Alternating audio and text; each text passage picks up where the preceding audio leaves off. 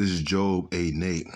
For inquire, I pray thee, of the former age, and prepare thyself for the search of thy fathers. For we are but of yesterday, and know nothing, but our days upon earth are a shadow.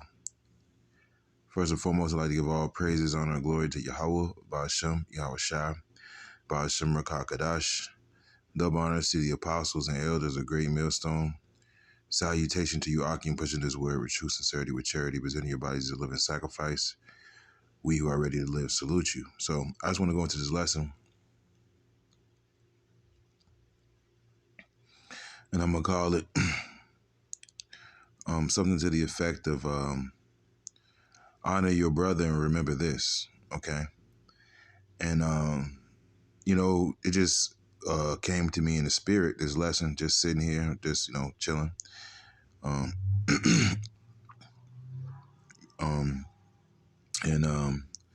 just thought about it,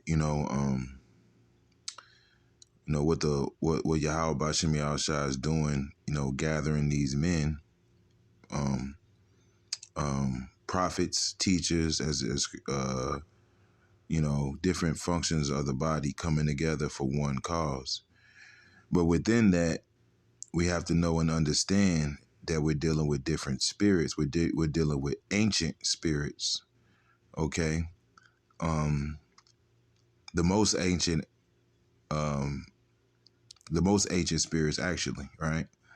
Because if we are the elect, if we are of that number, then we are that would make us the first fruits. All right. First spirit, of course, being Yahweh Shai, which pretty much gave birth to all the rest of the spirits. All right, through the power and instruction of his father Yahweh. Right. So I'm sitting here thinking, the way brothers interact with each other, bounce off each other, sometimes even offend each other, and you really got to think about it. We've been here multiple times, and when you're dealing with the elect, you're really dealing with the upper echelon, so to speak, of the nation of Israel. You're dealing with the royalty of the nation of Israel. All right.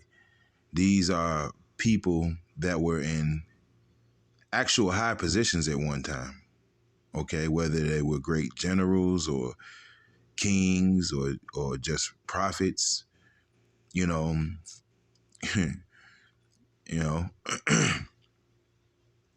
leaders of armies. Okay. Men with ambitions. All right. And, when you see like these movies, like I watch a lot of, movies like Viking movies or barbarian movies, ancient movies, right? And, movies about conquest, and, you got to think about it. Those rulers at that time of our people, when you go into the dark ages, that was Jake. All right. That you had mostly wicked Jake, of course, but you also had some of the men that are in this truth right now were those very rulers, man, those very warriors that people talk about and read about to this very day. Whether whether they were here, amongst the Northern Kingdom, whether they were amongst the Southern Kingdom, and to see Yahweh Ba'ashem Yahweh Shai bring all these men who were once these great men of the past together now, for this cause, it's a beautiful thing to see, because these are men who in times past probably would have been in war with each other, probably somewhere in Europe or something, Dark Ages or the Byzantine times, but we're here and we have this common goal and this common blueprint, so it's a beautiful thing to see. So, it really helps you grasping that concept helps you understand um, how we move around each other right now, you know, and gives you a greater respect. Um, but I want to get, and that's why I read the scripture says we are but yet of yesterday, man. You know, but I'm gonna grab a scripture. This is 1 Peter's 2:17. Honor all men, love the brotherhood, fear Yahweh, honor the king. Now, in this truth, we excuse me, we do have our little skirmishes with each other and disagreements, but that honor of a king is there. All right, that honor of a king is there. As Scripture says, we are a nation of kings and priests, man. So, it reminds me of how when brothers salute each other, we bow our heads. We give an ancient, how can I say, an ancient respect. Something that this world it really doesn't understand. It's like literally in awe of it when we're around other people. The level of respect that we have for each other, But we understand that these are the great men that are being raised up. Matter of fact, let me get a scripture on that. So the honor of a king is there.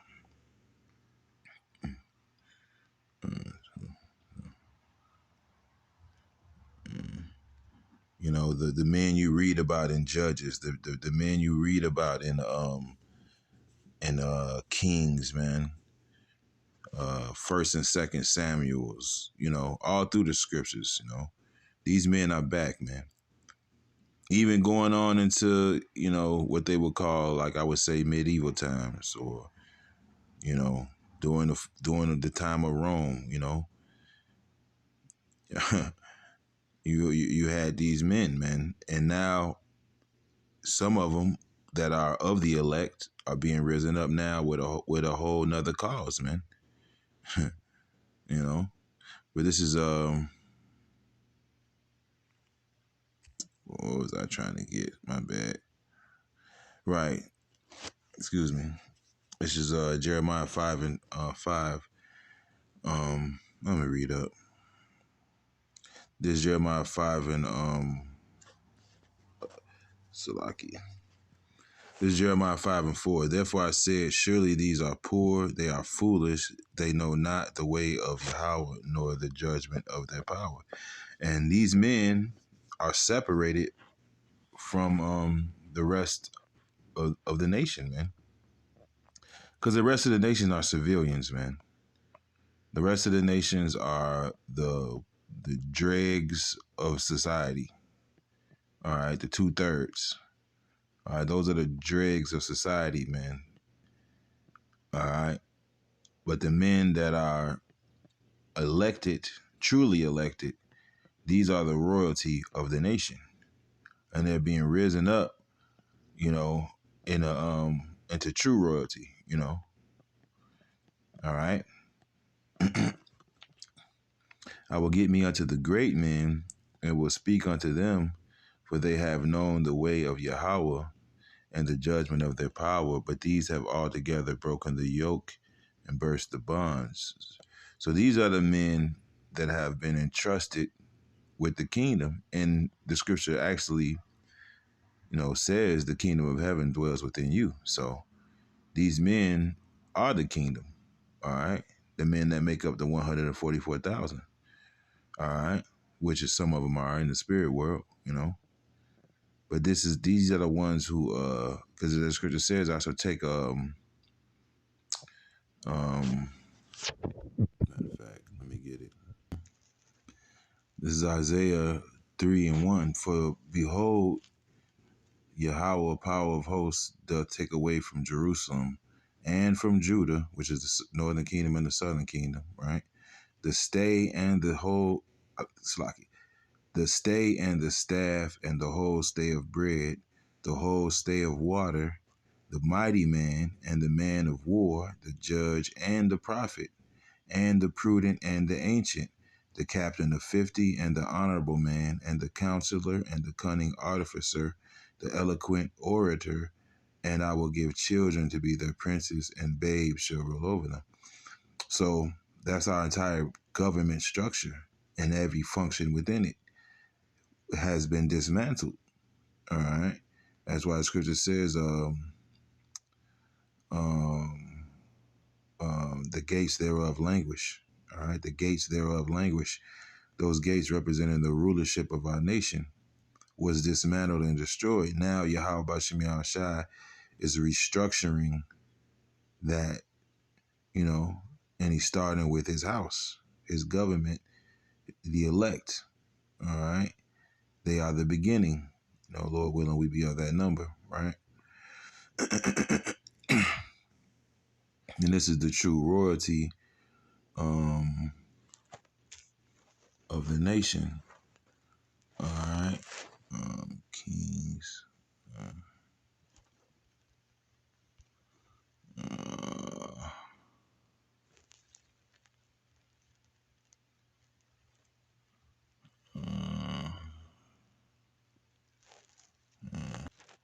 right. This is Micah 3:9. Hear this, I pray ye. Hear this, I pray you, ye heads of the house of Jacob and the princes of the house of Israel, that abhor judgment and pervert all equity. Right, that's a good one, but that's not what I was looking for.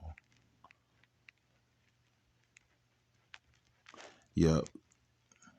Right, I should have started at 1. Right, this is Micah 3:1. And I said, hear I pray you, O heads of Jacob, and ye princes of the house of Israel, is it not for you to know judgment, who hate the good and love the evil, who pluck off their skin from off them, and their flesh from off their bones, right? All right. Heads of Jacob, right? And there wasn't many righteous kings in the nation of Israel, I think it was like 7, correct me if I'm wrong. You know, um, for the most part, in the northern kingdom, it was over with. It wasn't hardly any. I think it was one king who did good things, but they were wholly sold to idolatry. So in the past, we were going the hell off, man. All of us, man. All of us, man. Even Yahweh Shai, which was King Solomon, went off, man. All of us went off, man. But now here we are coming back, waiting on Yahweh Shai, right? Because he's perfected now. He's already perfected, and we're trying to, as the scripture says, I will be satisfied when I arrive at his likeness. Because it reminds me of this scene in this show I like to watch called Vikings. 2 kings came together, King Ragnar and King Egbert, and King Ragnar asked King Egbert, "Are you corrupt?" And King Egbert said, "Yes." Then he asked him the same thing, and Ragnar said, "Yes." And they got a saying, absolute power corrupts absolutely, man. And we all had our time, in our various lives to to be wicked and to rule. There was times when we actually ruled, man.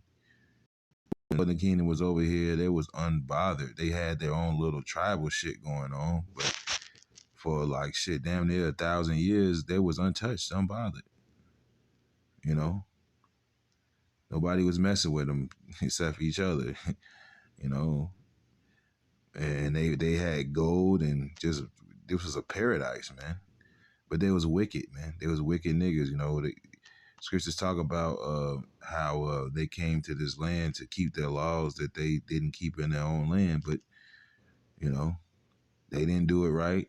The Southern Kingdom, which there was always a little Southern Kingdom mixed among the Northern Kingdom, even over here, and vice versa. We've always been a little bit mixed with each other. You had Asherites and Northern Kingdom in Jerusalem. I'm just talking about for the bulk, of the separation. But we were all wicked kings, man. We was all wicked kings doing cruel shit to our own people, man. And to the Lord said that's enough and sent, you know, Esau at our ass, man. So the beautiful thing about it is that now we're being brought into this. The elect is being brought into the kingdom, man, where we can rule righteously. Now we could do it right. All right. When we was running around Europe and the Byzantine Empire, we wasn't doing it right. We was running around in Americas, we wasn't doing it right, man. Now we could do it right. As the scripture says, the saints of the Most High shall take the kingdom and possess the kingdom forever, even and ever, right? Because we're not going to sin. All right. We're not going to sin this time. We're not going to oppress our own people. We're not going to extort our own people. And the whole earth is going to enjoy a righteous rulership under the aristocrats, you know, starting with Yahweh Shai. All right. King David, the 12 on down, the rest of the 12 on down, you know. You know.